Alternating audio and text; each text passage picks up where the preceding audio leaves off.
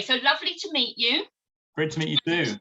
And please be formally presented with this imaginary check. It looks fantastic. You've gone through the effort of printing as well, which is fantastic. But really, what's fantastic is the amount you've raised. I want to say thank you so much. What was it, the activity that allowed you to raise such an impressive figure, and were you expecting to raise so much? It's all important, isn't it, to attempt to show what you do. And what we do is specialist advanced driver training for individuals on a private basis to develop your driving for the road, for the racetrack, for actual competition driving, but also the motor industry engineers who develop the cars that we end up driving. But where we do this is in a highly confidential facility, and photography isn't allowed. So we have a dispensation in our area because we're sort of hidden away from everybody else, and we can take photographs. So we persuaded the team that if we would ask clients if at the end of their training we could take a photograph and use that for social media purposes, that would be a really good thing, and to make us all feel better about doing that, because we're a bit old school and felt it was imposing to ask people to do this. So to make it better for us, we, the company, said we'll put £5 in a charity pot for every client that agrees, and that sort of softens it. So many clients do agree, and many also add their own money into the pot.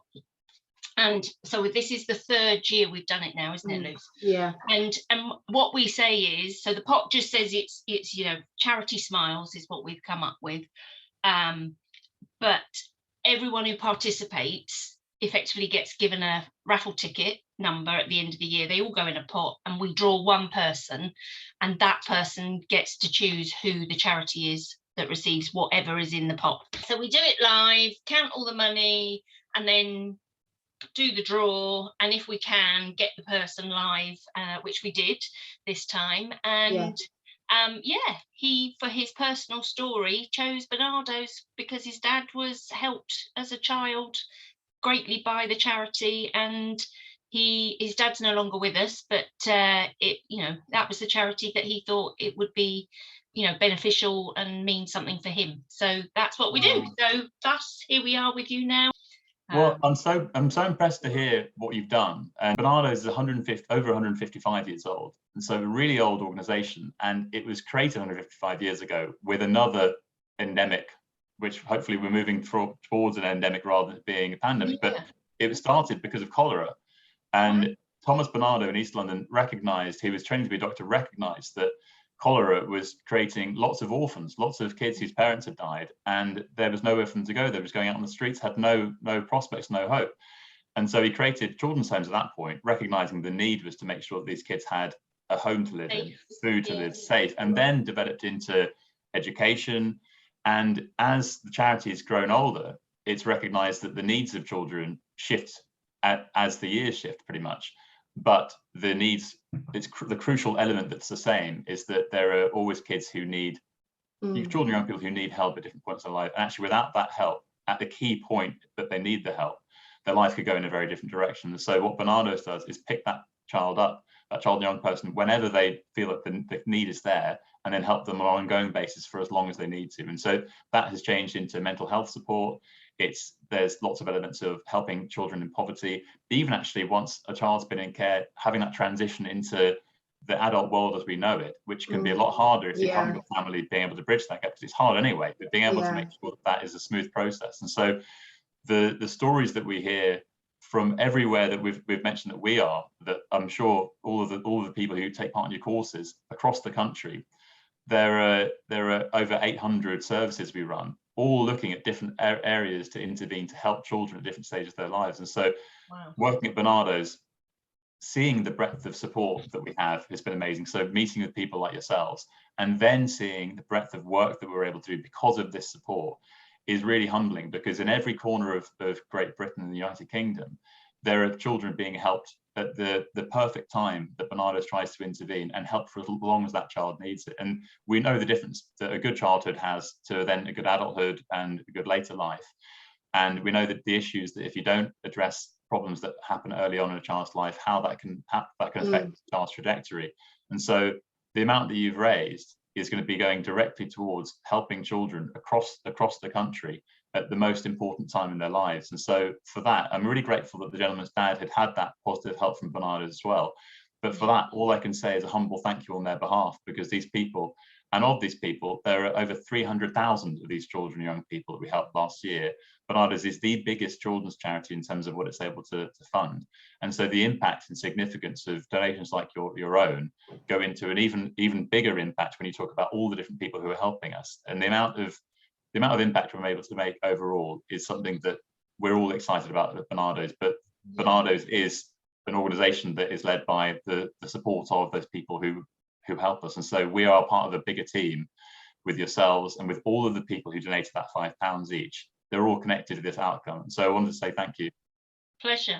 Do you have, Andy, sort of, sometimes there's examples of sort of just how, you know, an amount of money, what that can do, not necessarily looking at, you know, the grand total, but, you know, just if other people listening, you know, feel they'd like to contribute more. You know, I know like Centrepoint do a campaign at Christmas, don't they, for £26 that will feed X number of people. So is it sort of like, you know, does £100, you know, how does that help a child in your care to develop? Actually, that's a great question. And actually, we just finished a Christmas campaign where we wanted to make sure that we recognise that Christmas is a time that some people can have amazing Christmases, and we've got lots of fond memories of our Christmas, I'm sure. And some people actually, if you're a vulnerable child, Christmas time can be quite a hard time. And so us being able to make sure that like £100, for example, can provide gifts for up to 10 children that we can take into one of the children's homes, or actually reach out to children and young people in their own homes. We also are able to fund through the summer. We recognise that lots of children have a really tough time over the summer because they actually have, school is a bit of a lifeline to lots of children in terms of being able to give free meals, being able to have the structure that school life imposes.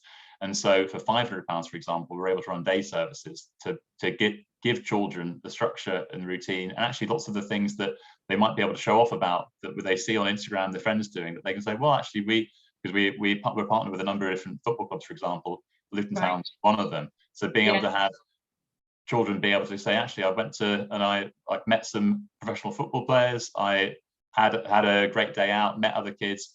So £500 would be able to go a huge amount to be able to make sure that those children who are involved in that service would have a huge impact. And so when you get to the huge amount that you raise overall, over £1,600, that could be 3 individual days. And so this ends up being compounded. And so when you look at the amount that can change over the course of the country, the summer and Christmas times are 2 key periods I really would love people to focus on, because I think we can all relate to what a good summer is and a good Christmas, and to when that feeling isn't there.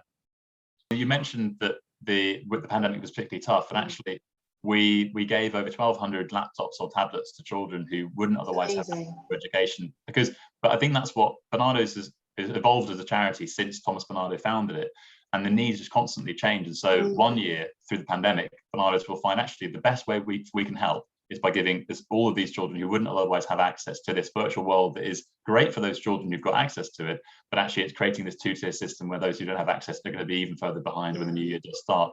And so that's one of the things that Barnardo's was able to help with over the pandemic. We would love to have anyone who would like to support Barnardo's help, and the best way to find out how to help is to go to barnardos.org.uk, and there are lots of ways to give, whether that's a regular gift or a one-off donation, or you fancy running a marathon for us, another event. We'd love to have your help. So please go to barnardos.org.uk.